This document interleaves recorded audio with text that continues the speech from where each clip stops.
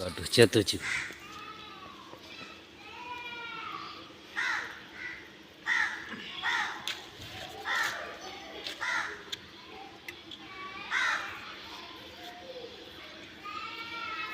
ரெண்டு மணி நேரத்துக்கு ஒரு தடவை சாப்பிட்டா போதும்.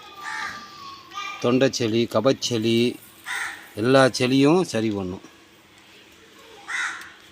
வெள்ளை மிளகு, வெங்காரம், அதிமதுரம்,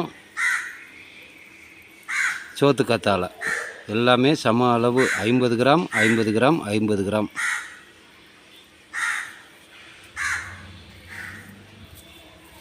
இதனை அடுத்து மாத்திரையை போட்டுக்கிறோம். அப்புறமேலு காட்டணுன்றதுக்காண்டி தான் உங்களுக்கு எடுத்து போடுறோம். இது நீங்கள் செய்யுங்க. நீங்களே உங்கள் வீட்டில் செஞ்சு யார் யாருக்கு சளி இருக்கோ உங்கள் குடும்பத்தில் அவங்களுக்கு கொடுங்க.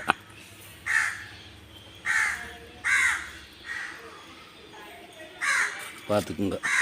இந்த மாதிரி மாத்திரையாகவும் உருட்டி உருட்டி வச்சுக்குங்க.